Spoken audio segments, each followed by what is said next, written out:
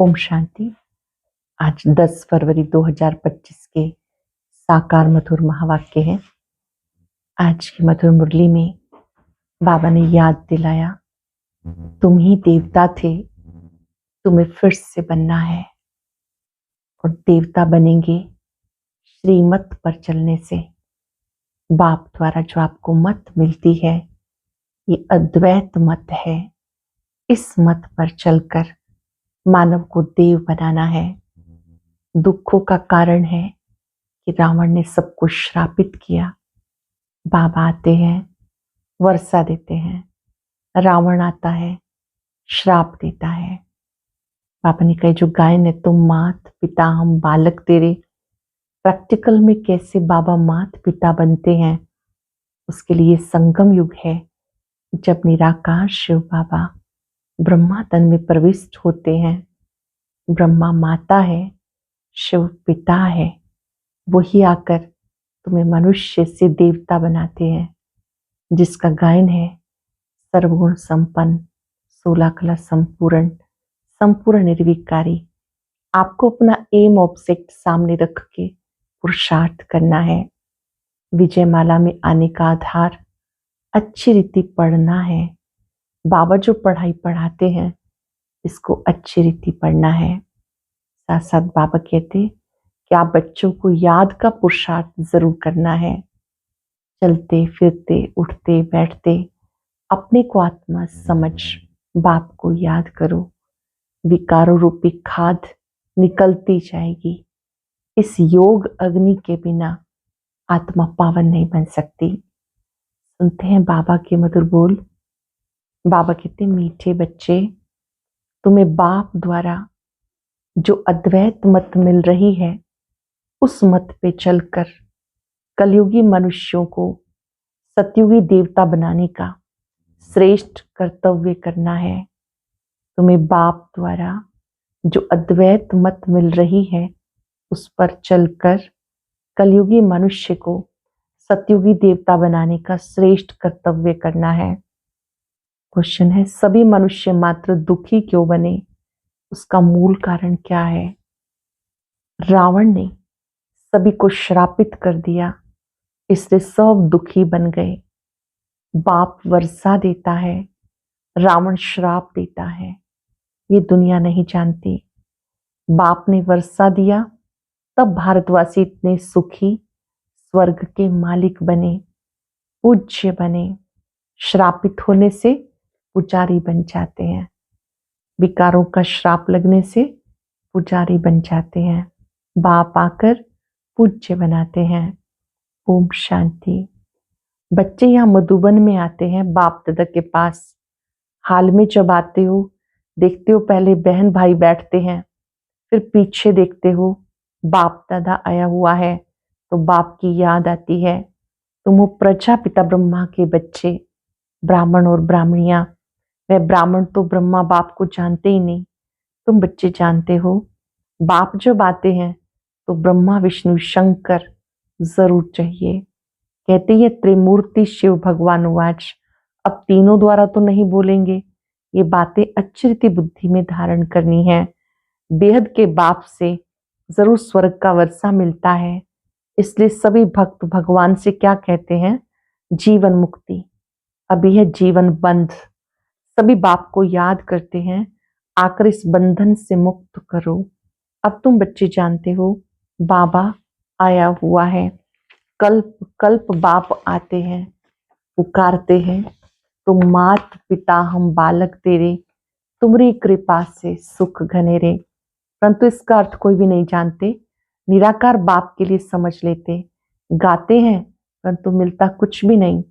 अब तुम बच्चों को उनसे वर्षा मिलता, फिर कल्प के बाद मिलेगा, 5,000 वर्ष के बाद मिलेगा। बच्चे जानते बाप आधा कल्प के लिए वर्षा देते, रावण श्राप देते हैं।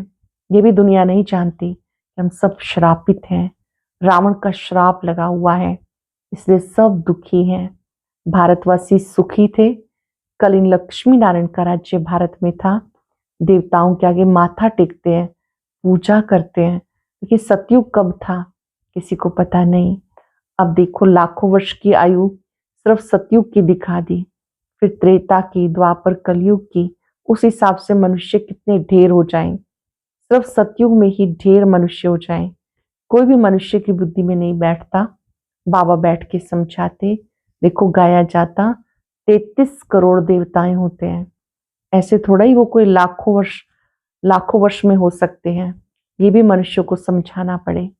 अब तुम बच्चे सबको स्वच्छ बुद्धि बनाते हो, रावण मलेच्छ बुद्धि बनाता है। मुख्य बात तो ये है, सतयुग में है पवित्र, यहाँ है अपवित्र। ये भी किसी को पता नहीं कि राम राज्य कब से कब तक चलता है, रावण राज्य कब से कब तक होता है। समझते हैं यहाँ ही राम राज्य भी है, रावण राज्य भी है। अनेक मतांतर हैं। जितने हैं मनुष्य उतनी हैं मतें। अब यहाँ तुम बच्चों को एक अद्वैत मत मिलती है जो बाप देते हैं। बाबा अद्वैत मत देते हैं। तुम अब ब्रह्मा द्वारा देवता बन रहे हो। देवताओं की महिमा है सर्वगुण संपन्न, 16 कला संपूर्ण, संपूर्ण निर्विकारी है। तो वो भी मनुष्य की महिमा गाते हैं। क्यों? जरूर फर्क होगा ना। अब तुम बच्चे नंबरवार पुरुषार्थ अनुसार मनुष्य को देवता बनाने का कर्तव्य सीखते हो।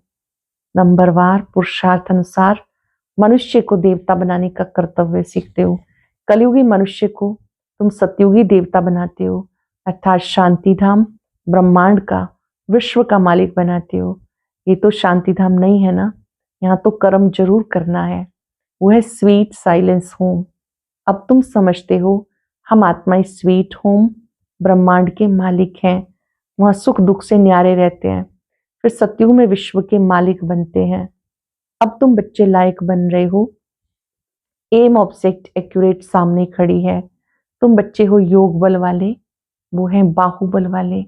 तुम भी हो युद्ध के मैदान में, परंतु तुम हो डबल अहिंसक, वो है हिंसक। हिंसा काम कटारी को कहा जाता।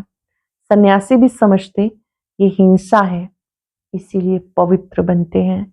परंतु तुम्हारे सिवाय बाप के साथ प्रीत किसी की नहीं है। आपने उसे पहचाना, याद करते हो, आपकी उससे प्रीत जोड़ी है, आपने उससे संबंध जोड़ा।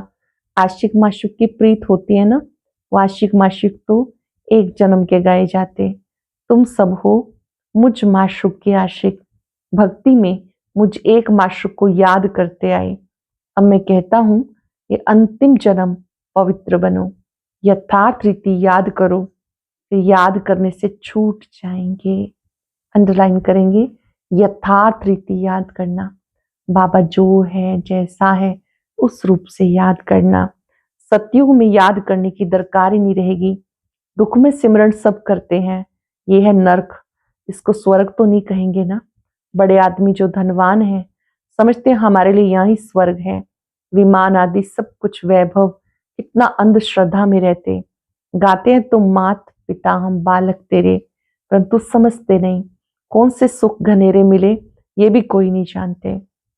बोलती तो आत्मा है ना, तुम आत्मा ही समझते हो हमें सुख घनेरे मिलते हैं, उसका नाम ही है स्वर्ग, सुख धाम। स्वर्ग सबको बहुत मीठा लगता है।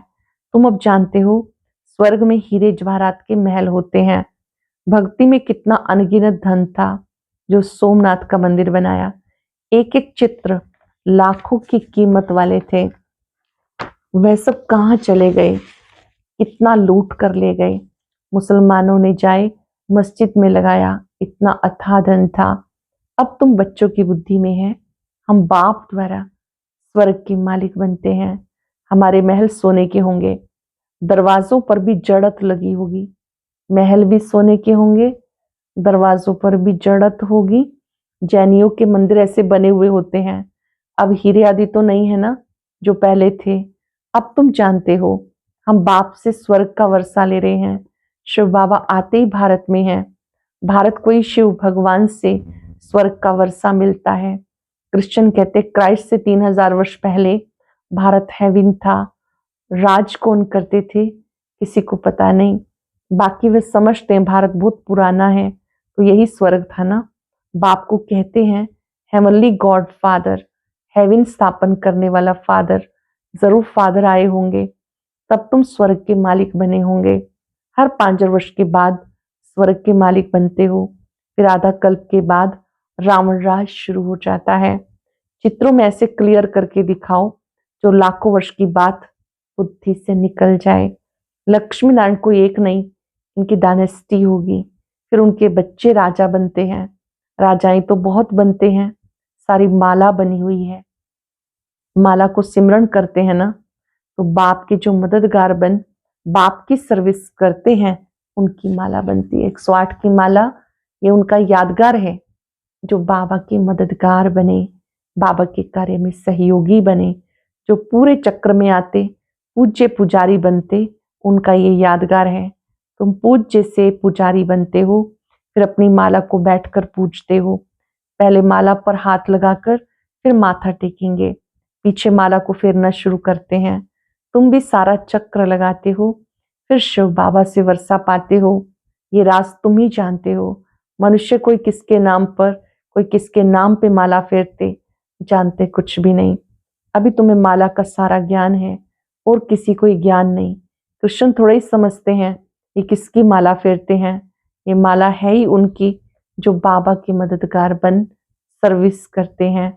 इस समय सब पतित हैं, जो पावन थे वो सब यहाँ आते आते अब पतित बने हैं। फिर नंबरवार सब जाएंगे, नंबरवार आते हैं, नंबरवार जाते हैं। कितनी समझने की बातें हैं। ये झाड़ है, कितने टाल टालियां मठ पंथ हैं। अब ये सारा झाड़ क्लास होना है, फिर तुम्हारा फाउंडेशन लगेगा। तुम हो इस झाड़ के फाउंडेशन। उसमें सूर्यवंशी चंद्रवंशी दोनों हैं। सतयुग त्रेता में जो राज्य करने वाले थे उनका भी धर्म ही नहीं, सिर्फ चित्र हैं। जिनके चित्र हैं उनकी बायोग्राफी को जानना चाहिए। कह देते फलानी चीज लिखो, लाखों वर्ष पुरानी है, वो देखो लाखों वर्ष पुरानी है। वास्तव में पुराने ते पुराना है आदि सनातन देवी देवता धर्म। उनके लोगों को कोई चीज उससे आगे और कोई चीज हो नहीं सकती। बाकी सब 2,500 वर्ष पुरानी चीजें होंगी, नीचे से खोद कर निकालते हैं। भक्ति मार्ग में जो पूजा करते हैं वो पुराने चित्र निकालते हैं, क्योंकि अर्थ को एक में सब मंदिर आदि गिर पड़ते हैं। फिर नए आते हैं, नए बनते हैं। हीरे सोने की खानियां जो थी वो अब खाली हो गई, फिर भरतू हो जाएंगी। ये सब बातें अब तुम्हारी बुद्धि में हैं। बाप ने वर्ल्ड की हिस्ट्री ज्योग्राफी समझाई। सत्युग में कितने थोड़े मनुष्य होते हैं, फिर वृद्धि को पाते हैं। आत्माएं सब परम धाम से आती रहती हैं। आते आते झाड़ बढ़ता है, फिर अब झाड़ जड़ीभूत अवस्था को पाता है। तो कहा जाता राम गयो रावण गयो, जाको बहु परिवार। अनेक धर्म है, हमारा परिवार कितना छोटा है। ये सिर्फ ब्राह्मणों का परिवार है। वे कितने अनेक धर्म है, जनसंख्या बताते हैं। वो सब है रावण संप्रदाय। ये सब जाएंगे, बाकी थोड़े ही रहेंगे। रावण संप्रदाय फिर स्वर्ग में नहीं आएंगे, सब मुक्ति धाम में रहेंगे। बाकी तुम जो पढ़ते हो नंबरवार आएंगे स्वर्ग में। अब तुम बच्चों ने समझा कैसे वो निराकारी झाड़ है और ये मनुष्य सृष्टि का झाड़ है। ये तुम्हारी बुद्धि में है। पढ़ाई पर ध्यान नहीं देंगे तो इम्तिहान में नापास हो जाएंगे। पढ़ते और पढ़ाते रहेंगे तो बहुत खुशी रहेगी। ईश्वरीय पढ़ाई है, पढ़ते रहेंगे पढ़ाते रहेंगे तो बहुत खुशी रहेगी। अगर विकार में गिरे तो बाकी सब भूल जाएगा। आत्मा जब पवित्र सोना हो तब उसमें धारणा अच्छी हो। सोने का बर्तन होता है पवित्र गोल्डन। अगर कोई पतित बना तो वो ज्ञान नहीं सुना सकता। अब तुम सामने बैठे हो, जानते हो गॉड फादर शिव बाबा हम आत्माओं को पढ़ा रहे हैं। हम आत्माएं ऑर्गन्स द्वारा सुन रही हैं। पढ़ाने वाला बाप है। ऐसी पाठशाला दुनिया में कहीं नहीं होगी। वह गॉड फादर है, टीचर है, सतगुरु है, सबको वापस लेके जाएंगे। अब तुम बाबा के सम्मुख बैठे हो। सम्मुख मुरली सुनने में कितना फर्क है। एक है वैसे पढ़ना और एक सम्मुख बैठ करके सुनना। हम सब ने अव्यक्त मिलन भी देखा, बाबा को मुरली सुनाते देखा। ब्रह्मा बाबा के द्वारा शिव बाबा ने महावाक्य उच्चारण किए। जब सम्मुख सुनते हैं तो यहाँ सुनने और सम्मुख सुनने में फर्क है। जैसे ये टेप मशीन निकली है, सबके पास एक दिन आ जाएगी। बच्चों के सुख के लिए बाबा ऐसी चीजें बनवाते हैं। उन दिनों शुरू शुरू टेप रिकॉर्ड चला, कैसेट रिकॉर्ड होके आती थी, बाबा ने जो बोला एज इट इज सब सेंटर पे सुनते थे। अभी तो और बहुत अच्छी साइंस डेवलप हुई है। बाबा कहते अभी ये जो साधन है सुख के लिए है, कोई बड़ी बात नहीं। ये सांवल शाह है ना, पहले गोरा था अब सांवरा है, तब श्याम सुंदर कहते हैं। तुम जानते हम सुंदर थे, अब श्याम बने, फिर सुंदर बनेंगे। सिर्फ एक क्यों बनेगा, एक को सर्प ने डसा क्या? सर्प तो माया को कहते हैं, विकार में जाने से सांवरे बन जाते हैं। कितनी समझने की बातें हैं। बेहद का बाप कहते ग्रस्त व्यवहार में रहते, ये अंतिम जन्म फॉर माई सेक पवित्र बन जाओ, मेरे सदके, मेरे खातिर, मेरे लिए पवित्र बन जाओ। बच्चों से ये भीख मांगते हैं, कमल फूल समान पवित्र बनो, मुझे याद करो। घर गृहस्थ में रहो, कार्य करो, जिम्मेवारियां निभाओ, सिर्फ पवित्र बनो, योगी बनो। बाबा कहते मेरे खातिर पवित्र बन जाओ। ये जन्म पवित्र बनेंगे, याद में रहने से पास्ट के विक्रम विनाश होंगे। यह योग अग्नि जिससे जन्म जन्मांतर के पाप दग्ध होते हैं। सतो प्रदान से सतो रजो तमो में आते तो कला कम हो जाती, खाद पड़ती जाती। अब बाबा कहते सिर्फ मां में कम याद करो, बाकी पानी की नदियों में स्नान करने से थोड़े पावन बनेंगे। पानी भी तत्व है ना, 5 तत्व कहे जाते। ये नदियां कैसे पतित पावनी हो सकती?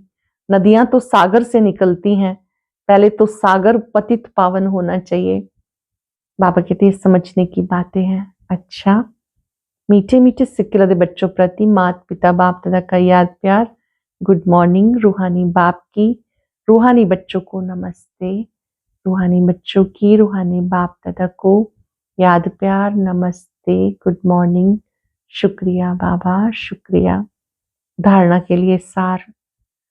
विजय माला में आने के लिए बाबा का मददगार बन सर्विस करनी है, एक माशूक के साथ सच्ची प्रीत रखनी है, एक को ही याद करना है, अपनी एक्यूरेट एम ऑब्जेक्ट को सामने रख पूरा पुरुषार्थ करना है, डबल अहिंसक बन मनुष्य को देवता बनाने का श्रेष्ठ कर्तव्य करते रहना है।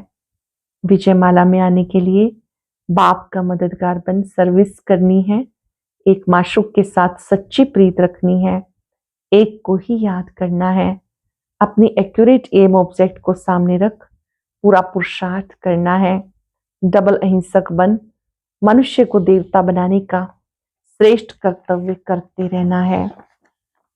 बहुत ही स्पेशल वरदान। विजयी पने के नशे द्वारा सदा हर्षित रहने वाले, सर्व आकर्षणों से मुक्त भव। विजयी पने के नशे द्वारा सदा हर्षित रहने वाले, सर्व आकर्षणों से मुक्त भव। विजयी रत्नों का यादगार, बाप के गले का हार आज तक पूजा जाता है, तो सदा ये नशा रहे हम बाबा के गले का हार विजयी रत्न है। हम विश्व के मालिक के बालक हैं, विश्व के मालिक के बालक हैं। हमें जो मिला वो किसी को भी नहीं मिल सकता। ये नशा और खुशी स्थायी रहे तो किसी भी प्रकार की आकर्षण से परे रहेंगे। जो सदा विजयी हैं वो सदा हर्षित हैं, एक बाप की याद के आकर्षण में आकर्षित हैं। विजयी रत्नों का यादगार, बाप के गले का हार आज तक पूजा जाता है। जो सदा ये नशा रहे, इसलिए सदा ये नशा रहे हम बाबा के गले का हार विजयी रत्न है। हम विश्व के मालिक के बालक हैं। हमें जो मिला वो किसी को मिल नहीं सकता। ये नशा और खुशी स्थायी रहे तो किसी भी प्रकार की आकर्षण से परे रहेंगे। जो सदा विजयी है वो सदा हर्षित है, एक बाप की याद की आकर्षण में आकर्षित है। लोगों ने एक के अंत में खो जाना अर्थात एकांतवासी बनना, एक के अंत में खो जाना अर्थात एकांतवासी बनना। अव्यक्त इशारा, एकांत प्रिय बनो, एकता और एकाग्रता को अपनाओ। अभी सब मिलकर एक दो की हिम्मत बढ़ा के ये संकल्प करो, अब समय को समीप लाना ही है। आत्माओं को मुक्ति दिलानी ही है, लेकिन ये तब होगा जब सोचने को स्मृति स्वरूप में लाएंगे। जहां एकता और दृढ़ता है वहां असंभव भी संभव हो जाता है। जहां एकता और दृढ़ता है वहां असंभव भी संभव हो जाता है। आज हम सब याद रखेंगे, मैं एकांतवासी आत्मा हूं। दिन में कोई समय निकालकर जब केवल मैं और बाबा ऐसे एक के अंत में खो जाना है, अपने को याद दिलाते रहना है, मैं एकांतवासी आत्मा हूं। योगियों के लिए एकांत वरदान होता है। योगी आत्माएं एकांत में सिमरण करती हैं, अध्ययन करती हैं, मनन करती हैं। शक्तिशाली बनने का साधन है।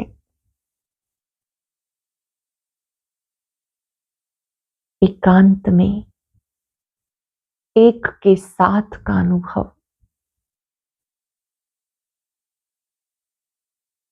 आत्मा को शक्तिशाली बनाता है, भरपूर करता है।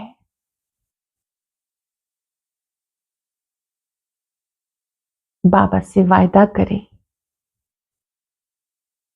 एक आपकी याद से हम सदा विजयी रहेंगे। हम कल्प कल्प की विजयी आत्माएं हैं। बाबा से शक्ति लेते जाएं, सबको देते जाएं।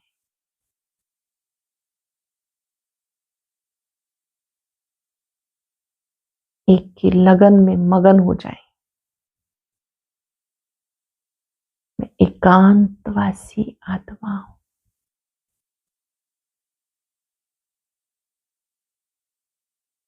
शुक्रिया बाबा, शुक्रिया। ओम शांति। अब आज का अव्यक्त इशारा और ज्ञान मोती भी अवश्य सुने।